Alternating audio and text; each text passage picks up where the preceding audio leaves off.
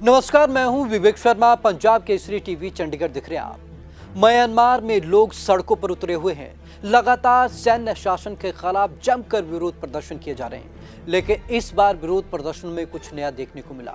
इसमें वहां पर स्थानीय लोग खुलकर चीन का विरोध कर रहे हैं, क्योंकि चीन ने जिस तरीके से सैन्य शासन का समर्थन किया था, इससे वहां के लोग भड़क गए हैं। चलिए आपको खास रिपोर्ट दिखाते हैं। म्यांमार में चीन के खिलाफ सड़कों पर उतरे लोग, सैन्य शासन का समर्थन करने पर जताया विरोध। कहा चीन असली अपराधी, बोले शांतिप्रिय देश में अशांति पैदा कर रहा ड्रैगन।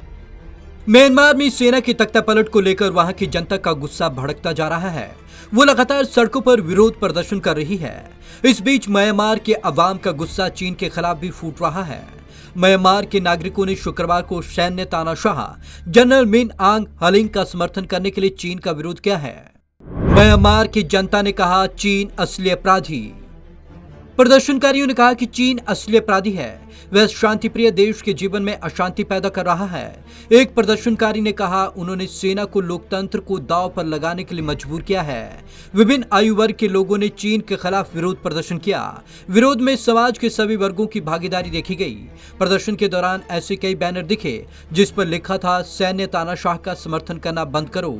इसके पहले लाखों लोगों ने म्यांमार के जनरल मिन आंग हलिंग के खिलाफ विरोध प्रदर्शन किया। अन्य देशों ने भी किया विरोध। म्यांमार में अशांति लाने के लिए नेपाल, हांगकांग और अन्य देशों ने भी चीन के खिलाफ विरोध प्रदर्शन किया। आपको बता दें कि म्यांमार की सेना ने कई राजनीतिक नेताओं और कार्यकर्ताओं को हिरासत में लिया, जिसमें काउंसलर आंग सान सूकी और राष्ट्रपति विन मिंट भी शामिल थे। इसके साथ ही 1 साल के आपातकाल की घोषणा कर दी गई। अमेरिका ने लगाए म्यांमार पर प्रतिबंध। इससे पहले अमेरिकी राष्ट्रपति जो बाइडेन ने बुधवार को म्यांमार के सैन्य अधिकारियों पर आर्थिक प्रतिबंध लगा दिए थे।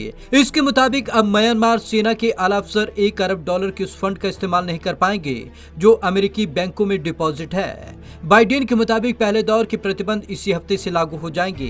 एक्सपोर्ट संबंधी कुछ प्रतिबंध भी लगाए गए हैं। बाइडेन प्रशासन अमेरिका में म्यांमार सरकार की तमाम प्रॉपर्टीज को फ्रीज करने जा रहा है।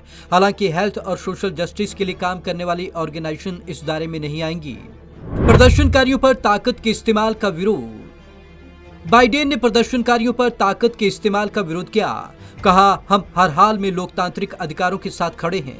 अगर म्यांमार का सैन्य शासन वहां सुधार और लोकतंत्र बहाल नहीं करता तो कई तरीके के बैन और लगाए जा सकते हैं। बाइडेन ने कहा कि म्यांमार के हालात सुधारने के लिए दुनिया को साथ आना होगा। अमेरिका वहां की जनता के साथ खड़ा है। उन्होंने म्यांमार आर्मी से राष्ट्रपति यू विन मिंट और स्टेट काउंसलर आंग सान सू की सहित हिरासत में ले गए सभी नेताओं को फौरन रिहा करने की मांग की। 1 फरवरी को हुआ था तख्तापलट। 1 फरवरी को म्यांमार की सेना ने तख्तापलट किया और नवंबर 2020 के चुनावों में धोखाधड़ी का आरोप लगाते हुए नेशनल लीग ऑफ डेमोक्रेसी की लोकतंत्र रूप से चुनी गई सरकार को उखाड़ फेंका। Bureau report, Punjab Kesari TV, Chandigarh. Myanmar में तख्तापलट 1 फरवरी को हुआ था, लेकिन हालात अब भी गंभीर बने हुए हैं। सैन्य शासन किसी भी तरीके से पीछे हटने को तैयार नहीं है, जबकि अंतर्राष्ट्रीय स्तर पर सैन्य शासन पर लगातार दबाव बन रहा है। अमेरिका ने लगातार उस पर प्रतिबंध थोप दिए हैं। अब देखना ये होगा कि कब तक म्यांमार में लोकतंत्र की बहाली हो पाती है। तो आज की इस खास रिपोर्ट में बस इतना ही। विवेक शर्मा को दीजिए इजाजत। नमस्कार।